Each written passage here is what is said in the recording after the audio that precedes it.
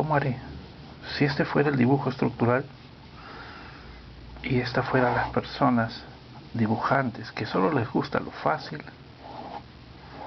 aplicaré la técnica del caballo de Troya.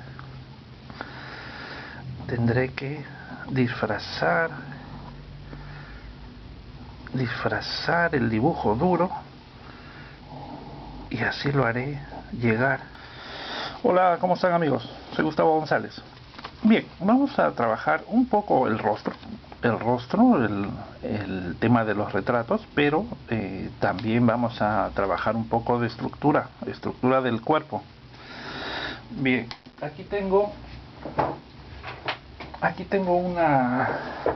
una lámina en donde estaba observando los planos intermedios entre el lateral y la parte frontal, ¿no? Aquí entonces debemos notar cómo hay una serie de relieves debidos a la musculatura de los depresores en la parte lateral. Esta es la vista de perfil de una boca. Tengo un modelo acá arriba. Esta sería la dirección del músculo,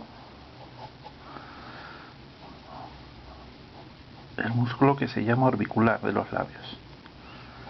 Labio de arriba, visto de perfil, labio de abajo.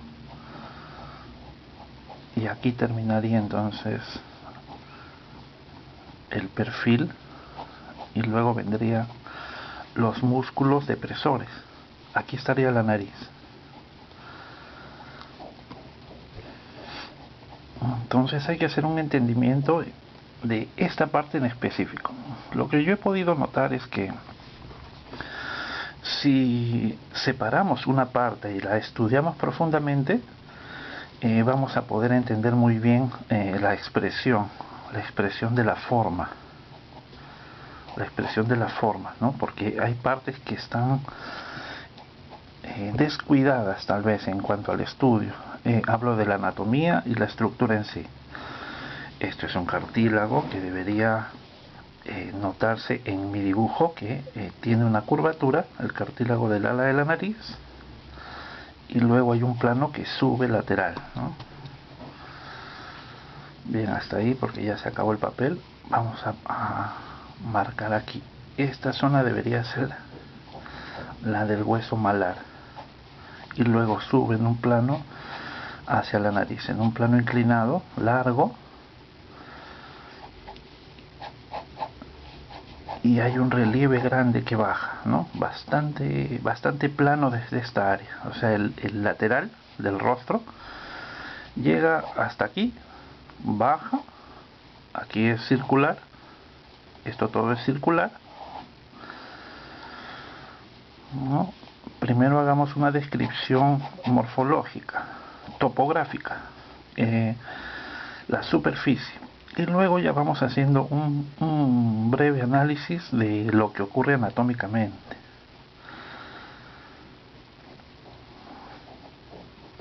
Bien, entonces esta parte de acá vendría a ser el maxilar inferior y el plano va decayendo. Aquí es un poco elevado, aquí se eleva así, este es otro plano y luego ya es el maxilar.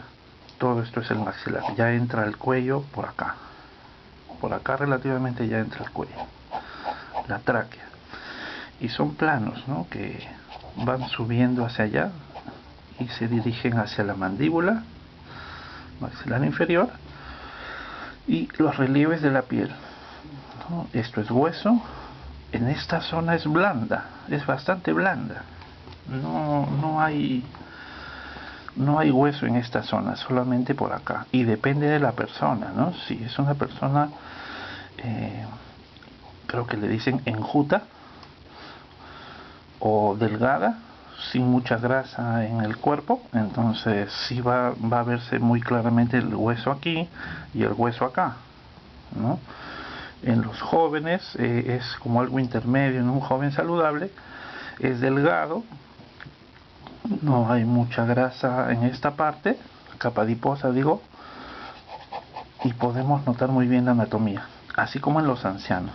Entonces tengo este relieve de acá.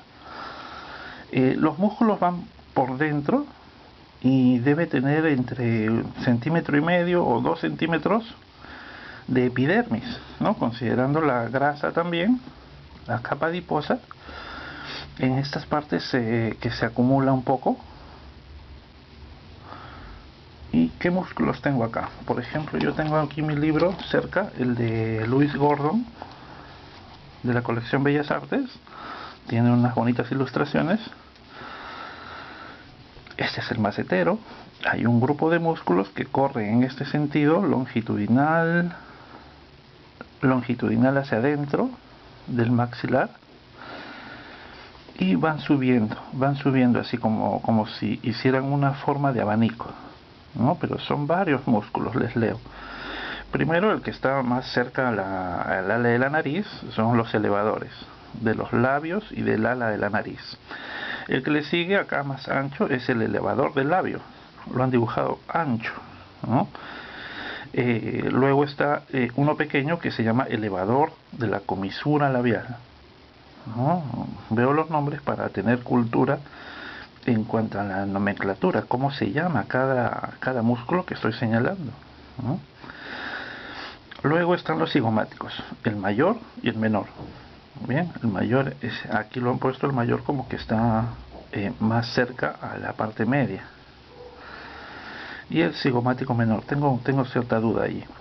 Luego está el risorio, muy largo y va hacia el macetero y se pierde allí.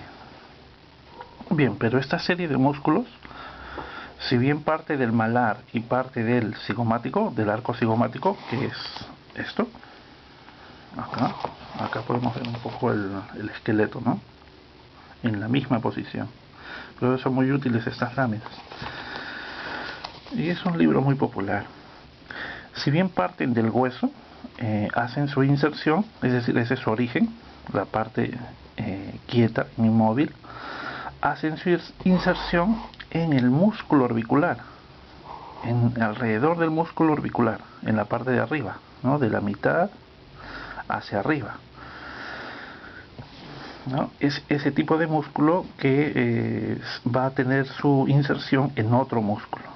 Ocurre así, ¿no? Entonces hay como fibras tendinosas pequeñas allí, pero básicamente se mezclan las células ya en otro sentido. Cuando hacen el tirón, se acortan, es decir, se acortan los músculos a la mitad de su tamaño y ya se forma el gesto, ¿no? Cuando tiramos el ala de la nariz hacia arriba o la boca hacia un lado, se van haciendo muchos gestos.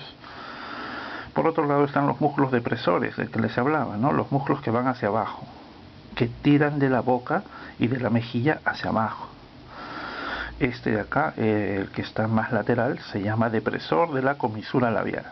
Entonces va justamente ahí al ángulo. Luego está el triangular, y el otro, el de en medio, es el cuadrado, ¿no? Y luego está en medio el que está en medio se llama la borla de la barba, ¿no? La borla de la barba. A ver, entonces representemos eso, ¿no? Aquí, en donde se pueda distinguir cierto relieve y cambio de dirección de la forma, ¿no es cierto? Entonces acá tendría las borlas de la barba. Aquí el que le sigue es el triangular que va en este sentido y deja ver cierto relieve. Me ayudaré un poco con las sombras,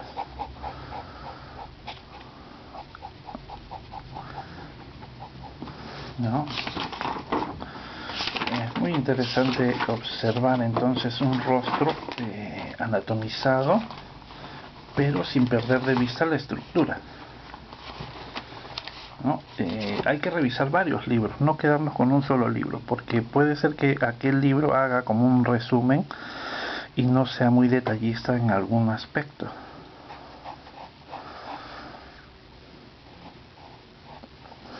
Bien, entonces toda esa serie de músculos que viene para este lado está cubierto por piel. Este plano viene así, ¿no? La dirección del trazo es importante para definir una superficie, ¿no? Definir una superficie. Por eso es que es necesario tener un lenguaje orgánico, que tu mano pueda definir plenamente una forma. Y por eso es peligroso acostumbrarse a dibujar mediante el proyector. Yo diría que así te salga mal en un inicio, así te quede desproporcionado o muy sucio el dibujo por tantas líneas, yo creo que no importa. O sea, lo importante es que tu cerebro haga constantemente el esfuerzo por estructurar y graficar, claro. Pero si desde el comienzo el profesor te indica que trabajes con un proyector, escapa, ¿no? Porque te está malogrando el cerebro del dibujante, te está haciendo un daño terrible. Así te quede mal en un inicio, no importa. Ya poco a poco vas adquiriendo el gusto por la gráfica expresiva y orgánica, lo que te ayuda incluso en la pintura. Vas sintiendo lo que le llamo sentir la forma a través de los trazos. La dirección, ¿no? La dirección del plano. Bien, acá necesito más ángulo para que se vaya definiendo el plano que se retira hacia el lateral. Bien, entonces ya hemos visto un poco qué es lo que ocurre por dentro, los músculos que están por adentro de esta forma.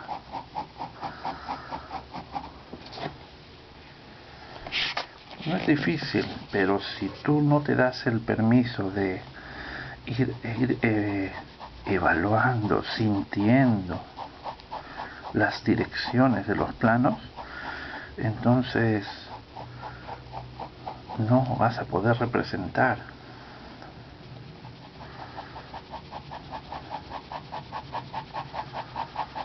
Hacer el simulacro del realismo.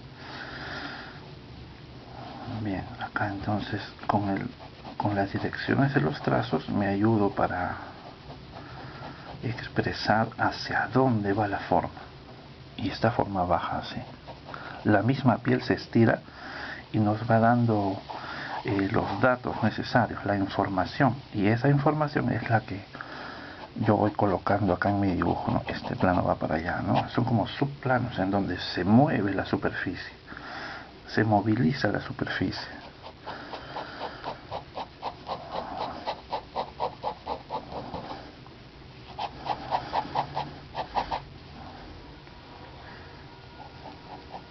Todo es muy sensorial.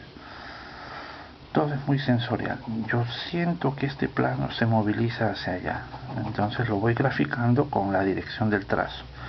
Igual acá, siento que el plano se moviliza en este sentido circular. Y luego sube y se pierde en el contorno. Lo siento, lo grafico.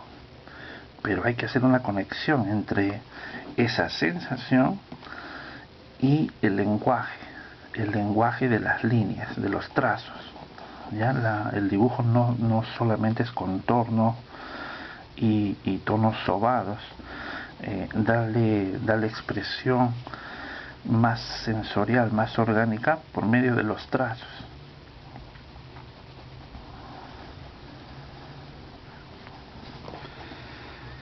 Bien, entonces ya tengo esta parte es oscura, aquí este plano es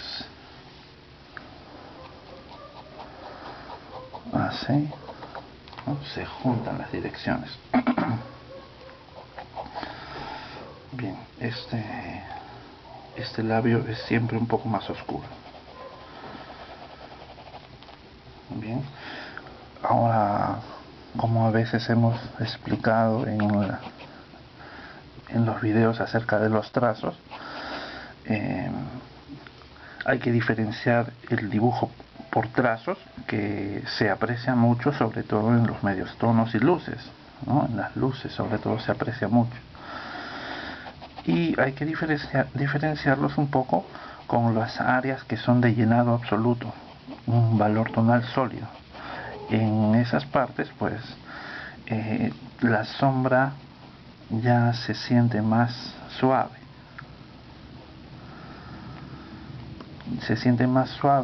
esas partes, y guardamos así los trazos más contundentes, más expresivos, que se notan las rayas, para los medios tonos. Entonces la sombra sí, el cruce es hacia todos lados. Bien, y las texturas que van quedando en la parte más cercana ya estarían expresadas con los trazos, ¿no? Entonces suavicemos las partes que van hacia la sombra más intensa, ¿no? Las dejamos más suaves. Esta línea es así. Luego hay un lenguaje de contornos en donde hay que poner contraste en el contorno que sobresale al otro, ¿no? Por ejemplo, esta línea es contrastada y esta otra queda más suave. Este labio está encima del otro, entonces lo contrasto y el otro queda por debajo, ¿no? Debería dar esa sensación de que quede por debajo. Este es el orbicular, el triangular desde este lado, y hacia allá parte el risorio y todos estos músculos, ¿no? Los cigomáticos hacia arriba, los elevadores de la comisura, el elevador el elevador del labio y el elevador común del ala de la nariz. Bien, entonces ya entendí hacia dónde van esos músculos y por qué se forman esos relieves allí. Muy bien. ¿Qué otra parte podríamos estudiar? Sí, yo estuve observando, haciendo una descripción sencilla, así con un lapicero nomás, para que el trazo sea sincero. Es decir, no buscaré el retoque con el lápiz borrando y frotando, ¿no? Necesito un trazo más sincero en este tipo de análisis. Bien, entonces tengo aquí el hombro. Como les dije, mejor hacer los estudios por la espalda, ¿no? Pero por secciones, o sea, no toda la espalda, la dividí en dos y de repente una cuarta parte. Entonces estudio esta parte. ¿Qué ocurre con esta parte de la espalda? Bien, tenemos entonces la columna vertebral, y lo que dibujé es un hombre muy atlético. ¿Qué partes óseas podemos comprender como estructura? Bueno, la columna vertebral va a dejar ver entonces la sexta, la séptima, la octava vértebra, sus espinas, y en las personas muy delgadas se sigue observando. Cambia un poco la forma, ¿no? Son un poco más alargadas en la parte dorsal las espinas, ¿no? Las colitas que se ven en las vértebras. Y hacia la parte lumbar son más grandes y muy cuadradas, ¿no? Notamos entonces, esto es solo un esquema, ¿no? No las estoy contando. Y en el sacro pues se fusionan las vértebras hacia el sacro y el coxis, ¿no? En la parte de abajo. Pero quedémonos con esta parte. ¿Qué ocurre con esta parte? Vemos entonces el remate de la caja torácica hacia acá abajo, y aquí quien domina sería el hueso de la escápula, ¿no? Hacia abajo, haciendo así un triángulo, muy aplanado, así en dirección hacia el brazo, hacia el húmero. Tiene una punta que es el ángulo vertebral hacia las vértebras, un ángulo hacia abajo, y una espina acá que sobresale y llega hacia esta parte donde está la articulación. Este es el acromión, ¿no es cierto? O sea, cuando uno toca el hombro, la parte dura entre el deltoides, esto vendría a ser la parte media del deltoides y esta es la parte posterior. Cada parte del deltoides tiene una función diferente, ¿no? Es un paquete y el otro se dirige dando la vuelta hacia la espina de la escápula. Bien, entonces para tirar el brazo hacia atrás va a funcionar esta parte del deltoides. Para tirar el brazo hacia arriba va a funcionar la parte media y tiene una parte anterior que va a tirar el brazo hacia adelante, ¿no? Luego este gran músculo que viene acá vendría a ser el trapecio, ¿no? En su parte superior y cubre así como si fuera un gran rombo la escápula, toda esta parte, ¿no? Hace una aponeurosis blanca por acá. Bien, solo estudiamos esta parte. La escápula tiene gran movimiento, ¿no? Por su parte anterior, o sea, la parte que no se ve, estamos en la vista posterior.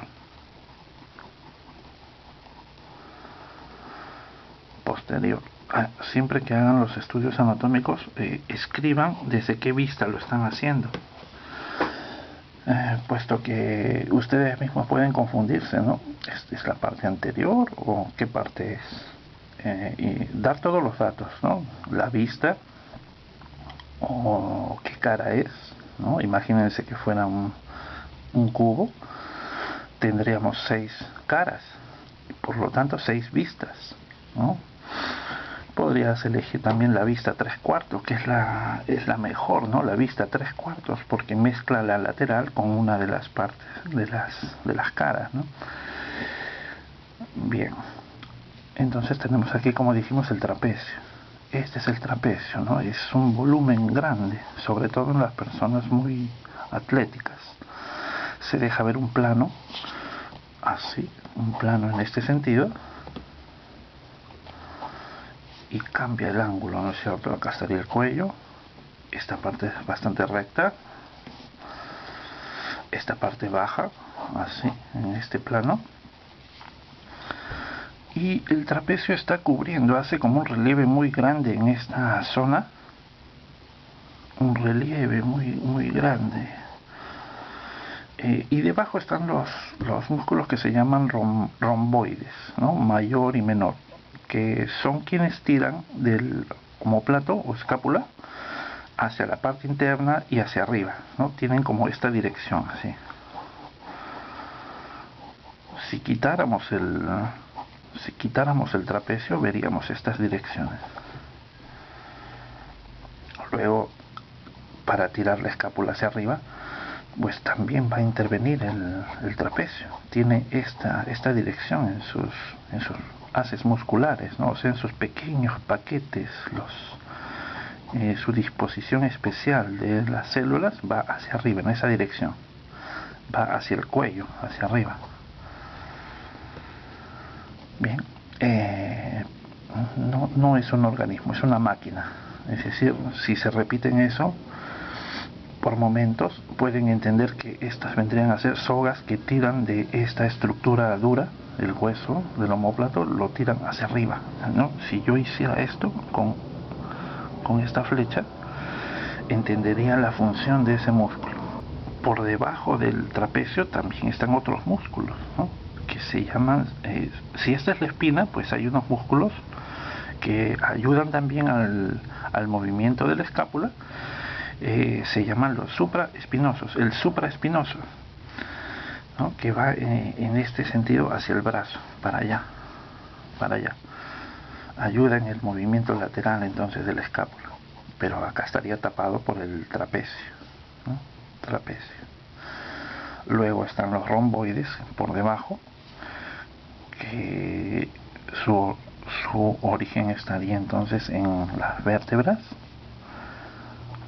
y vienen insertados en la escápula en su parte interna, en esta parte. Entonces tiran hacia allá. Haremos lo mismo y los infraespinosos se dirijan hacia el húmero, hacia el hueso húmero, justo aquí hacia la cabeza, y ya guardan una dirección así radial, también hacia la parte de abajo, así en esta dirección. Bien, estos son los redondos. Es muy fácil equivocarse, entonces hay que guardar ahí con cuidado. Hacemos cada trazo, simplemente marco la dirección de estos músculos: redondo mayor, redondo menor. El redondo mayor es el que se ve ahí al final, y vienen cruzados por el tríceps, ¿no? El redondo mayor se cruza con el tríceps está delante, entonces hago una sombra ahí que dice este es el que manda, este es el que está delante.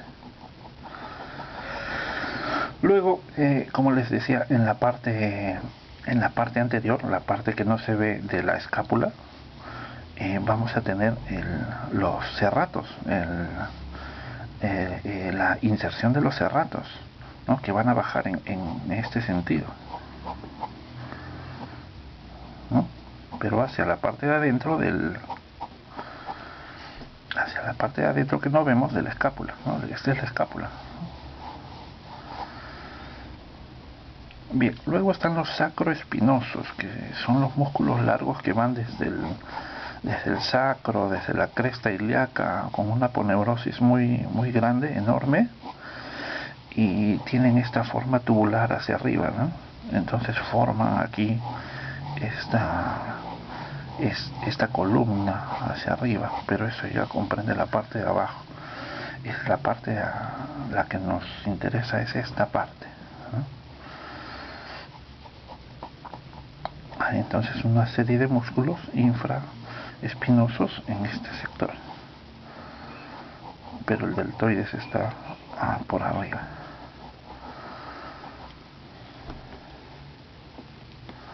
Bien, entonces cuando nosotros vemos acá muy fuerte este relieve, es el ángulo inferior de la escápula. Cuando vemos este relieve de acá, es el ángulo interno vertebral de la escápula. Este plano es muy definitivo, ¿no? Ahora, desde esta parte hacia arriba está entonces otro músculo, el dorsal, que va hacia adelante, ¿no?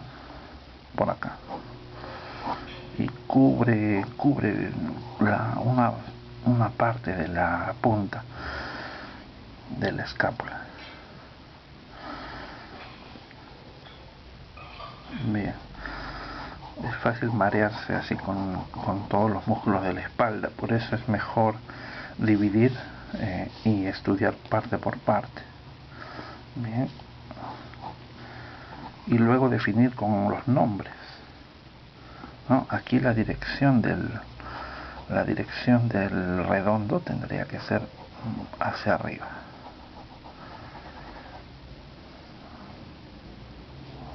El infraespinoso es el que es muy grande, aplanado, y un poco así mostramos ahí varios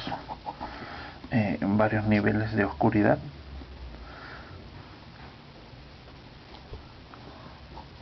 La dirección del músculo para entender su funcionalidad.